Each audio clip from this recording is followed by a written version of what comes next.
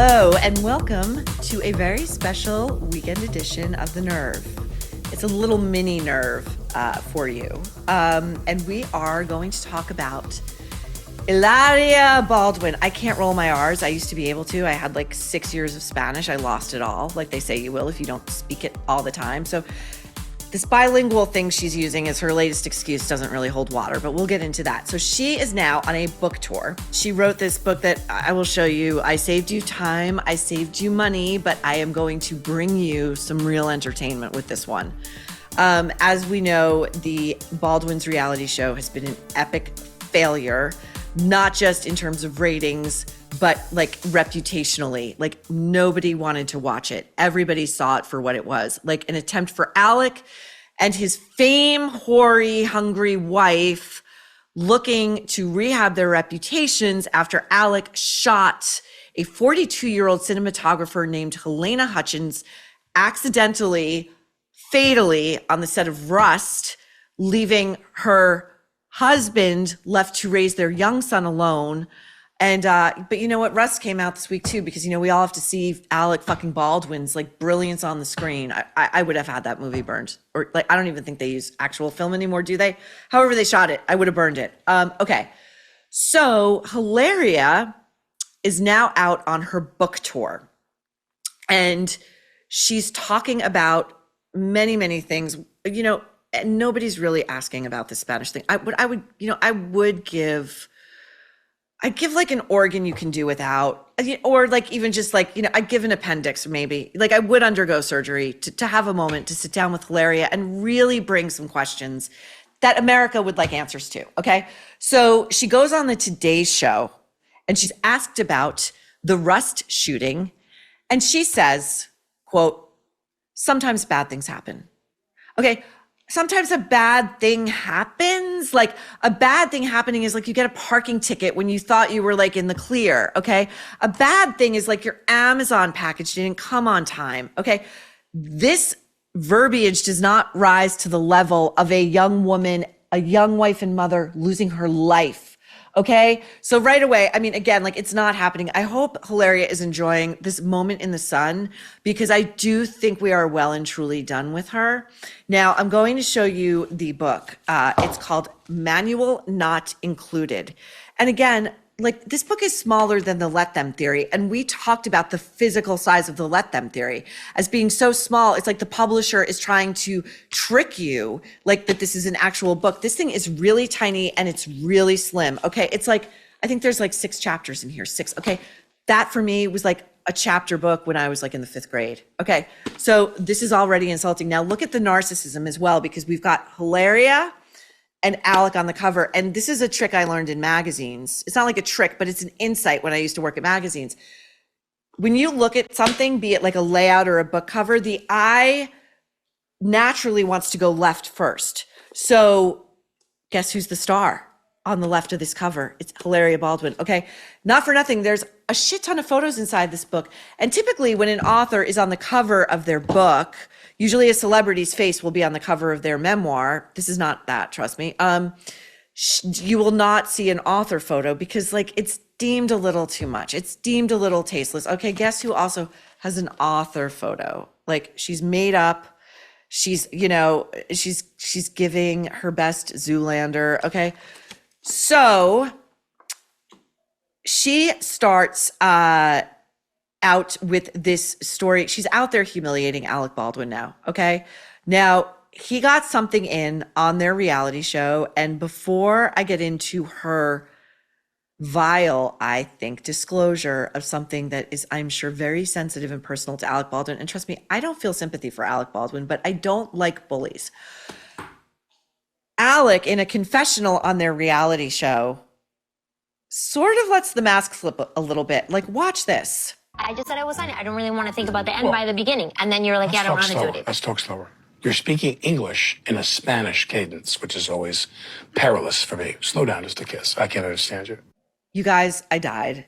Like I am levitating over my body and I am looking down at myself and saying, did I really see and hear what I just saw and heard? Alec Baldwin, as she's going, la, la, la, la, la, la, la, la. Again, this is a white woman from Boston who told America, and then Alec went on all manner of late night talk shows and repeated this, clearly believing it, that his wife was Spanish from Spain, okay? It's not that she like pretends like she's got this Spanish accent when she's not. It's like she told us she came over here from Spain, and much like Meghan Markle, she had no idea. Like Alec Baldwin, I don't. What do I want to do with like a famous rich celebrity? I don't. Whatever. So, and by the way, Alec Baldwin, say what you will about him, he is a smart guy, and the way he strung that sentence together. And if you notice the contempt, he doesn't even make eye contact with her. He's looking down and away, and he's got his arm up as if to say, like, don't even get near me, lady. Okay.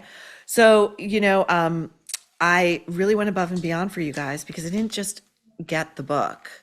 I also got the audiobook because I wanted to hear what we all know is going to come. She's going to slip into that fucking Spanish accent when she's narrating her piece of shit book. So listen to this. One of the fascinating things about living in public Figurelandia is that you can be known as two totally opposite things at the exact same time. Okay, one of the curious things about living in public Figurelandia. Okay, so she's got that like enye over the end where you sort of like, bleh. She's doing it. She's like rolling right into the Spanish, and she's like, you know what happens when you become a public figure? As if she wasn't Velcroed to Alec Baldwin's arm at every award ceremony until she landed this big fish. As if she wasn't spending pre-COVID time on her social media as she's like churning out child after child. Like, trust me, I grew up in like an Irish Catholic neighborhood. Like, I know families who like had 7 to 12 kids, and it was like every year there was like another kid showing up. You know who wound up parenting those kids? It really wasn't the parents. It was like the older kids. Okay. So she's got all of these kids who need all of this attention and a husband who's got an anger problem, and she's busy posting videos of and photos of herself contorting her body into highly sexualized yoga poses while she's barely wearing anything. And she says, you know what happens to you, passive language, when you become passive language, a member of what she calls like this carnival, this amusement park known as Public Figurelandia that she was bound and determined to insert herself into and become famous, though she lacks any kind of talent or any kind of actual thing to say or to share with us. Like, you gotta be fucking kidding me. I mean, there's stories in this book of her running for her life from the paparazzi. This is a woman who she dresses up to go out and go get coffee in New York. She and Alec live in a very, very nice building. I'm sure they have an espresso maker. I'm sure they have like a $12,000 Breville coffee maker, but she's got to pull on like skin tight leather pants and like a big fur hat and like big sunglasses and trot herself out in front of the paparazzi and be like, look at me. Oh, don't look at me, but look at me. Okay. So I did not listen to the whole audiobook because, I am not a masochist. And I know you wouldn't want me to suffer, but there was a moment almost 20 minutes in where she talks about how she identifies. And I almost spit my coffee out. Listen to this. I very much identify as a Capricorn. I am very caring, and I want to make sure you feel good. Okay. She very much identifies as a Capricorn. Listen, I like astrology as much as the next person, but in today's world, when people say I identify as, it's typically like non-binary, I'm transgender, I'm gender fluid, like I identify as a Capricorn. Like, okay, we know the intellect is like, we're at a like, zzz, okay. And she basically says like, my love language is, I'm paraphrasing, but it's caring. I mean, I'm sorry. I think your love language is Spanglish. And as far as that, at wanting to make sure that other people feel good, the implication being she puts everybody else last. Sorry, I slipped it up. That's what I meant. But like, she's basically implying like she puts everybody else first and then she puts herself last, which we all know is a bunch of bullshit. Okay, so she in this book, the ground has shifted at Casa Baldwin. And once upon a time, Alec had the power because Alec was the super famous, well-respected, wealthy movie star with like a $30 million house in the Hamptons. and, you know, a multi-million-dollar duplex apartment in Manhattan. And we also have heard he allegedly has a separate unit in that building that he uses solely for himself. It is off limits to the other members of his family. But now that Alec escaped by the skin of his teeth from those charges in the shooting of Helena Hutchins in New Mexico, so the case can never be brought again. So he's in the free and clear, but he spent so much money on his defense, and he was unemployable during that time, and he's really kind of unemployable now. He was just fired, I think, from the Match Game. I mean, the parlance is like, we didn't renew his contract. That's code for they fired him. They replaced him with Martin Short, like another one I wish would kind of take a step back. But anyway, so the ground has shifted now because like Alec has no leverage. Hilaria has all the leverage. Okay, he cannot divorce her. There was a Radar Online report the other day that had Alec expressing so much unhappiness and like contemplating leaving the marriage, but I don't think he ever really can. It's cheaper to keep her. He can't afford divorce attorneys. He can't afford palimony for like 7, 8, 9 kids, however many kids they have. He can't afford, you know, to be supporting Hilaria and all those kids, you know, like in the manner to which they've become accustomed. So he's stuck. Okay. So that's Alec Baldwin's karma. That's his punishment. I think it's kind of the same as prison, you know? But so she is now taking this moment to humiliate Alec because I think she's got a lot of rage for him, just like Michelle has rage for Barack, just like Meghan has rage for Harry. The men are the stars. These women are nothing without them, okay? They have tried and failed at many ventures, and they are nothing without these marriages to these guys who actually have talent. So what is Hilaria going to do? But she's going to make him fucking pay in the pages of a book and on red carpets where she berates him for daring to speak while she's about to like utter some piece of shit that we all need to hear. Okay, so she's talking about in this book, okay, we're on page 22. So it's like we're moving kind of at the speed of light. And she has just moved in with Alec. They're going to get married. She knows it's coming. By the way, she says she doesn't even want a ring. And then he sends her to Cartier with some friends. And she's like, you know what? I was like, give me a big fucking ring. Okay, so he has her come move in. And he says to her, my house is your house. I want you to make it your own. I want you to feel comfortable. And she says, okay, well, what I'd really like to do is start cleaning up, because she tells us like he's a hoarder. And you guys, did I not say this? Like the last show, or the show before that like my theory was that they're hoarders. They hoard children, they hoard animals, they hoard staff, like they hoard. But in this version of events, it's Alec who's the hoarder, and it's Hilaria, always a silent H, remember, who's the sane one. And so she says she got to the house, again, a $30 million house in Amagansett in the Hamptons. And she was like, oh my God, like he has all of this food that's expired. And she says in the book, quote, it's on page 21, like for a decade or almost 2. Okay, that is a disturbed person. If you have food that's 20 years, I mean, you're talking about an episode of Hoarders on A&E. So she says to him, I'm going to tackle the pantry. I'm going to clean this thing out. And he says, okay, but I do have some rules. I compost, which is, you know, like a rich person's way of saying, like, I just put it in the ground or I put it in some soil and I think it's going to like fertilize, and it really... Amateurs can never do it. But she says that not only had she never heard of composting before, I guess because they don't do it in Spain, that really what he said to her is like, you need to take each item outside one by one, and you need to deposit said food in my grass. So she writes, as you might imagine, the smell of expired food is bad. I had to open all these cans and jars and walk outside with each individual one and pour it out, then rinse it all and recycle it properly. Then she tells us I'm not a big drinker, which I always think anybody who says that is like, they probably are. And she says, particularly in the daytime, again, that qualifier says to me, so she probably is. But in an attempt to deal with the stench, I opened a bottle of wine that afternoon. Sure, that's going to help. That's going to help with some oncoming nausea. Most people would be like, let me slug some Pepto or have some ginger ale and some saltines, but she's drinking wine, which is, you know, highly acidic, but okay. I spent the day reading expiration dates, opening cans and jars, and then emptying, and she said this already, emptying and rinsing them, and then drinking. I don't know if alcohol helped, but Alec comes home. She's cleared all the shelves. There's only 3 remaining products. Quote, I wasn't prepared for how upset this made him. And I didn't understand him well enough to grasp that this was his OCD manifesting. So now she's brought his OCD up, as she did on that show. Again, that's a humiliation, okay? She goes on. He's very particular about his things, and sometimes he kind of hoards stuff. And she says he's a hoarder. She's telling us this. Like, sorry, this is not your story to tell. It's your husband, but it's not your story to tell.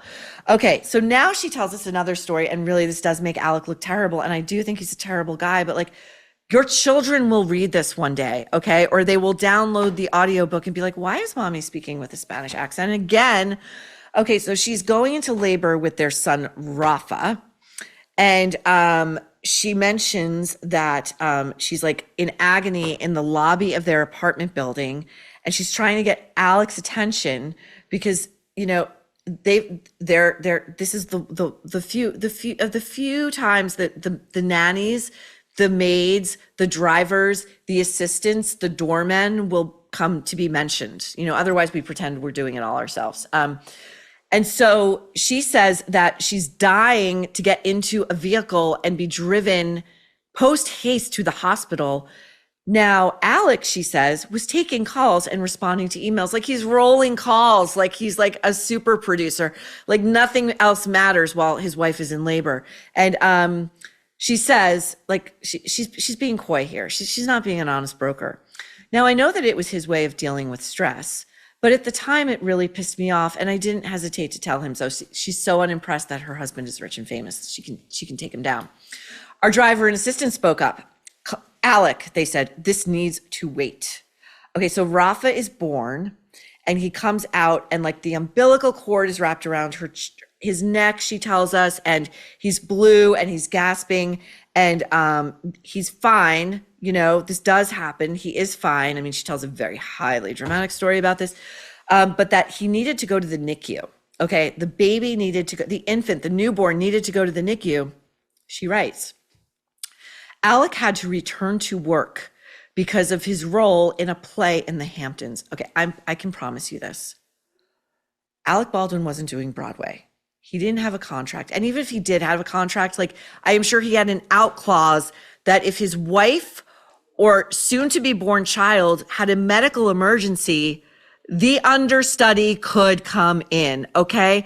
But in this telling of the story, Alec has to go back out to the Hamptons. He has to drive. And if this is the summer, which it is, it's June 17th, okay, it's after Labor Day. I can tell you firsthand, you're looking at a 3-hour drive one way, if you're lucky. It can go as long as 4. But Alec has to go back out to the Hamptons where he's in some shitty play. And trust me, the theaters out there are small. Okay, you're holding maybe a few hundred people. So he's got to do, and we don't even know the name of this play. That's how we know it's for shit. And so she's got to deal with a sick baby in the NICU. She says, I fumed that my husband wasn't by my side as she takes the baby home from the NICU 3 days later in an Uber. I mean, she's trash like the rest of us now. And fumed that my husband wasn't by my side while also knowing that contractually he had no choice. If he truly contractually had no choice, he needs a better entertainment lawyer, okay? Now, the other thing I'm going to show you about this book, which, my friends, you're going to die. There are lots of like family photos in here, loving photos in here. There is a 2-page spread of this monstrosity, okay? These are all thumbnail sketches because Hilaria clearly couldn't pick just 1 or 2 to highlight of her doing sexualized yoga poses in often inopportune, inappropriate places with barely nothing on. So she's barely, so here's what she's saying to us. My interpretation of this little artwork, I'm a freak in the sheets. And that's how I got Alec Baldwin to marry me, okay? Before we wrap this up, never forget, this generation's Zapruder moment. Here it is just for you. Very few ingredients. We have tomatoes. We have, how do you say it? Cucumber? Cucumbers. How you say cucumber? Hilaria, how do you say adios? Thank you for joining me in this very, very special, sentimental, important mini episode of The Nerve. We will see you back on Tuesday.